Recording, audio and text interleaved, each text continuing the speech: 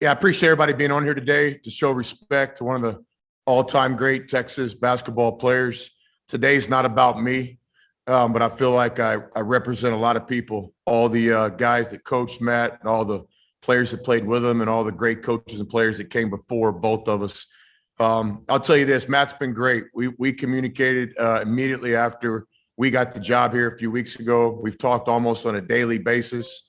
Matt and I have always shared a special relationship of competing against each other. I think we played each other, 10 times in his career here. He's been nothing short of perfect with the respect that he's shown our staff coming in, as well as the respect that he's shown Shaka and those guys. So I speak for everybody, for Shaka, for all the guys that play with him. And we just want to thank Matt for everything he's done for Texas basketball. I not only respect this decision, but we also support it 100%. And we look forward to him continuing to be a big part of Texas basketball, but now we're excited for his next journey as he turns pro.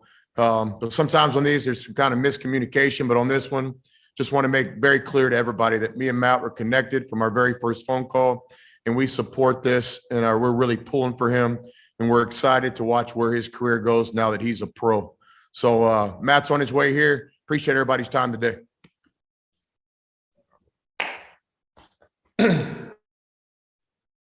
Thanks, everyone. Welcome to Matt. Guys, go ahead and use the raise hand function now to go ahead and ask questions for Matt. Brian Davis, we will start with you, please, sir.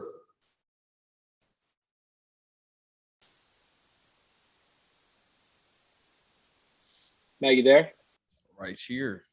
Matty Ice, what is up? How are you doing, sir? Doing well. How about yourself? Doing good. Since this news came out, I was going through our photo archive, and I was looking at photos of you and Mo, you and Dylan, you and Snoop, you and Courtney, and of course you and Shaka. And I just wonder, when you think back of your 4 years here, I mean, it's easy to remember the games, but you never forget the people. And I just wonder, what do you make of the teammates you've had, and what your time here at Texas has meant to you? It's like it's a mixture of emotions. These past couple of days, like I just driving around and just like, wow, like I'm truly miss this city, miss the relationships that with the people I've met. Just being a part of, like, I will always be a part of, the Texas basketball family. But not being a part of it anymore as a student athlete, just all those things, all those emotions, all those thoughts just run through your head, and it's like at the end of the day, like I was blessed to be a part of it. I cherish every moment of it, and I just, at the end of the day, all I can do is smile and just like, wow, I did it. Real quick, as a quick follow-up, Shaka always said that he wasn't 100% sure that you were going to come to VCU, but he really felt like you would come to Texas over Duke. How much pressure did you put on yourself at that time? Because let's be honest, they needed a point guard badly that year, and you were being touted as sort of a kind of a savior at the time. That was probably one of the main reasons why I chose to come to Texas. Just my trust in Coach Smart, him keeping his same message since day one, since the 8th grade when I first met him. He started recruiting me, and then I knew I was going to get the opportunity here, to prove myself from day one. And I was able to step in, fill in my shoes, and have the opportunity to play at this highest level of college basketball in the Big 12 as a freshman, and just win games and lose games. But that's how the game of basketball goes. Dennis, go ahead, please, sir. Matt, just the fact that Brian referred to you as Matty Ice right out of the gate, I know that's one part of your what you're leaving behind. How do you want to be remembered at Texas? Obviously, a clutch player is one. Just the guy that just was able to just grow as a leader over time. I know that y'all know that it wasn't always pretty. was a lot of trials and tribulations, a lot of ups and downs, a lot of emotions, a lot of blood, sweat, and tears. But someone that was able to stick through it from the tough times and always had a smile on his face, played with passion, joy, excitement, and was just unselfish at the end of the day. Wanted nothing more to win for his coach, to win for Texas over himself. Awesome. And how hard was the decision? And with that said, what is your NBA draft stock, do you feel? The decision it took a lot of prayer, a lot of thought, a lot of conversations with my mom, my dad, even between Coach Smart, Coach Beard, and other coaches that were once here in my tenant as a Longhorn. But at the end of the day, I just felt for myself that it was time for a change, time to move forward in my life, and just start my professional career beyond college basketball. And with the draft stock, I'm just ready to start working out, to starting over again, improving myself and just doing whatever I need to do for a team, and find my role, find my niche. Dustin, go ahead, please, sir. Matt, you mentioned change. How much has the guy that put on the Texas hat in Springfield when he committed, when he was playing with Oak Hill, how much has that guy changed from that point until now? And what kind of role has Texas, not just the basketball program, but the city, the university, and everything else kind of played into that growth? Oh, man. Like from that day, I'm not going to say I changed, but I'm still that same down to earth, humble, charismatic individual. But just as an individual, as a student, as a basketball player, just a young man, I've just been able to grow and become into myself. Many times I've been, in uncomfortable situations here, and I felt that, I've been able to respond, be able to learn from it. Every loss that I took, I treated it as a lesson, and wanted to grow and get better from it. You've gone through a bit of everything at Texas. The Andrew diagnosis, and you being a freshman point guard with everything on your shoulders.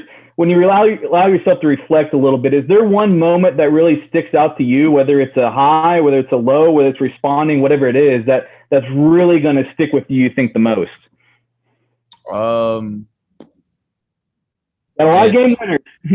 It's so many. It's so many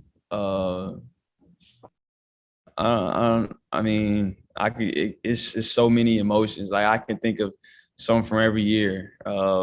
I think one that I always will remember, that I still remember to this day, is when we were at Texas Tech my freshman year, and I missed 3 free throws in a row to lose. Not to lose a game, but to, if I would have made 2 or 3, it would have put us in a better position.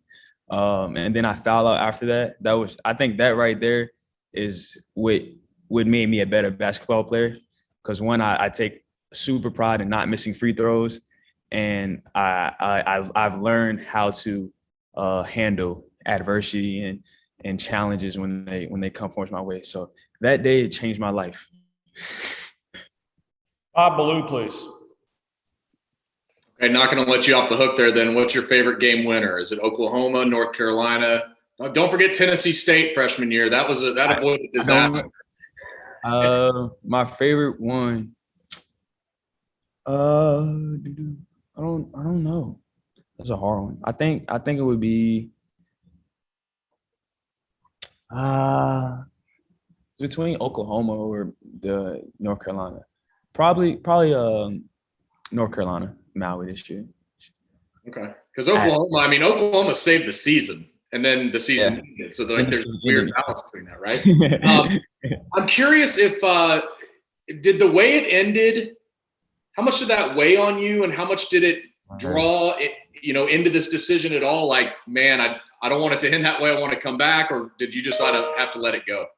I mean, I just that day. I just remember how I felt a week before, how my teammates felt, how I felt about my teammates, how I felt about coach, and how I felt about the whole city of Austin, of that joy that we got from winning a Big 12 championship.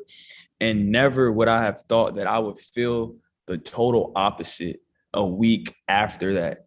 And I think that's what made it so much more worse, is that like we were just so happy with ourselves because we made history. And, you know, we come into, you know, the following week, the first game of the tournament, and I feel the total opposite, and it just hurt. I was hurt. Like, I was hurt. As soon as media was over, I just ran into the bathroom and I just cried. And I slept in my jersey that night. I didn't shower. I slept for like an hour. Like, I just couldn't believe it. I couldn't believe it. And no, I did not want it to end that way. But that's how the Cards felt that day. It was an ugly game. You know, I'm mature enough now that I could talk about it. Probably like 2 weeks ago, I still couldn't get out of it. Like, just because how bad I wanted it, how bad it felt for myself, for Coach Smart, for my teammates. But it is what it is now. But I'm excited to see how Texas basketball does moving forward under the hands of Coach Beard. And I'm very excited for Coach Smart as well. He's back home. I still talk to him like I just got off the phone with him earlier. I talk to him every other day. He's called me, I call him. So I'm just happy for, you know, what he's going to do in Milwaukee, Wisconsin. And then I'm happy for Coach Beard. You know, he's back home. Both coaches are back home. So that's exciting. Nick Moyle, go ahead, please. Hey, Matt. First off, congrats, man. But, you know, curious, it's so rare nowadays for somebody to stay 4 years anywhere, even in the NBA. So, I mean, how important was it for you to stick it out these 4 years at Texas? And was there ever any question that you were going to leave before this point? I think the biggest misconception that high school students have is they're going to come in right away and be ready to play. You know, they're going to be in school for 1 or 2 years. And then when that doesn't happen, they don't know what to expect next. And for me, I've been one to always, with the help of my, you know, Coach Smart, with the help of my family, just to, you know, run my own race, keep my eyes on my own paper, like I always say, and just understand how my path is going to be. And so I enjoyed every year. Every year I've been able to get better here. I've learned more, won more games, gotten more comfortable and confident within myself. And it has allowed me to be the person I am today. And, you know, I'm happy that, you know, my path, you know, I'm happy with it. And I'm going to continue to be happy with it moving forward. You know, obviously, you know, a lot of new guys in the program now, but, you know, you still have Courtney, you still have Jace, Brock, and Andrew. I mean, what's it mean to you to kind of hand off the program to those guys as you take the next step? I mean, like, Jace was hit with me since day one, since I've been here. Andrew as well. You know, Courtney was like, you know, like we always said, good cop, bad cop. And I'm just, you know, they're going to be in this same position I am next year. And I'm very excited, anxious to just see, you know, what they do this year, because I know they're going to do wonderful things. And just real quick, have you signed with an agent yet, or are you still in the process of doing that? No, I've signed with an agent. I signed with Beyond Athlete Management this past week. So thank you. Cedric Golden, please go ahead, sir. Hey, Matt. I think I speak for all the guys that have covered you. We will miss your, to steal a line from Shaq, quotaciousness and your candor. We really enjoy the interviews with you over the years. Want to ask, was there 1% of you that thought maybe I should run it back with Chris Beard? You got a good relationship with him, and it didn't end the way you wanted, and you could have run a very high-powered offense if you came back for another year. I thought, like Coach Beard said earlier, as soon as he got the job, he called me. He called me that night. Then I talked to him the next day, and I was home actually. And then when I got back, we went out to eat, and we talked. We conversated like every day. You know, and it was a lot of thought. He tried to make it tough. He threw everything he could at me. Even if I tried to dodge it, some things, stuck with me. But ultimately, I just made the decision that, that for me, that it was just time to move on. Nothing against him, because besides Coach Smart, he was my second favorite coach in college basketball, just because of his just how he coached and how he's energetic. He reminded me of Shaka in some ways, but I love what he's done at Texas Tech, and I'm like I said earlier, I'm happy and anxious to see how he carries it over here at the University of Texas. So have you left Austin? Are you moving somewhere? Where are you going to be working out, getting ready? In Houston. I leave on Saturday. So. Roger Wallace, please. I bet Coach Beard wished you'd missed a couple other free throws. Hey, the first when I remember, the second day I walk in, he was like, "Was that a foul? Was that a foul?" I was like, "Yes." Of course it was. Yes, it was.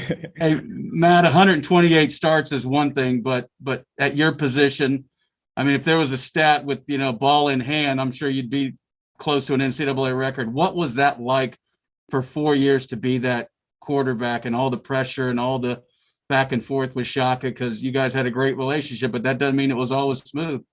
I remember some days I didn't want to see him. I come in the gym and I'm like, I don't want to see him. Call my phone and I say my phone was dead. Nah, my phone was dead. I just didn't want to feel talking to you. But man, I'm thankful because everybody doesn't get that. When they come to school, everybody doesn't get that opportunity. Some guys they have to wait 2 years. Some guys don't come into their self until their last 3 years or whatever it may be. But I'm thankful that I was able to be in that position, and that I was able to to do it at an ability where I could win some games. I didn't get what I eventually wanted in the long run, a March Madness run, but I'm thankful that I was still put in this opportunity, and the trust that Coach gave me, that the fans gave me, just made me play with a little bit more confidence. Terry Middleton, please.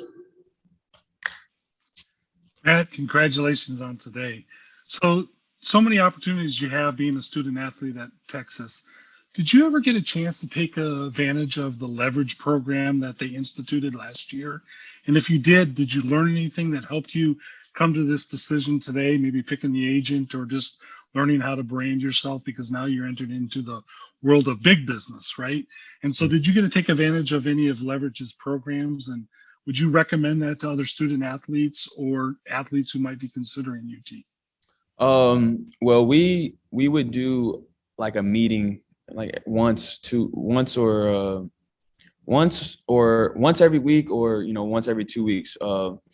He works in our academic office. His name is Aaron Dunn, and he would talk to us about the leverage program, what it has to offer, things to learn from it, this, that, and the fourth. And not much could be done for us last year just because that rule, the NIL wasn't passed. But moving forward for the guys that would be in college, starting in the fall of 2021 and so forth, they will be able to take advantage of that. Okay. And then one other question is, when you took all the input from all the coaches and people and stuff like that, and you made that decision, I'm going to go to the pros. When you told your parents, Mom, Dad, I'm going to the pros, what was their initial reaction? They were all for it. They were all for it. It was no, are you sure? They were all for it. My dad was the main key. He was like, it's time to move on. Let's go work. Let's go work now. So. Have two last ones in the queue. Joe Cook, go ahead, please. Matt, one quick one. What's your degree in? I have a major in communication and leadership, minor in business. And then between Jackson, even between Andrew, when he went through that process, what's the best piece of advice that you've learned about the NBA draft process so far until you get there yourself? One, make sure you get your rest, and two, make sure that you are in shape. There might be days where you don't make shots. You know, that's just how the tables turn, but you always want to be or show that you are in shape. Brian Davis, last one's for you, sir. Okay, couple quick ones then. Matt, what are you being told about the future? I mean, there's a lot of different paths to the NBA. What are you being told is, in your mind, realistic? Well, for me personally, I look at a guy like Monte Morris, you know, Big 12 guard, played 4 years. You know, I think he got drafted late second round. He had to grind it out in the G League, you know, back and forth a little bit. And then when the opportunity presented itself, he was able to play well. He came in the game, didn't turn the ball over, made open shots, kept leads. And then now, you know, he's signed a contract. But there's a lot that goes from, you know, now until signing that contract. But I just look at a guy like him and I trust his process and I take notes from him. Right. Okay. And then let's go back to the game winners for a second. I still think Oklahoma was more theatrical than North Carolina, but the game that I still have questions about is how much shit did you give Snoop for messing up the final play in Kansas? I don't even talk about that no more. I forget that play because there was just so much happened. That could have been an incredible game winner. Yeah, that could have, but I don't even talk about that. It wasn't just Snoop's fault. Like the play was just we didn't take from the board in the timeout, put on the court all 5 guys. So it wasn't just Snoop's fault. Favorite win, non-Oklahoma or North Carolina? Favorite win. Or most meaningful to you, I guess. Probably Oklahoma State game because we Oklahoma won the State? championship. Yeah. First ever.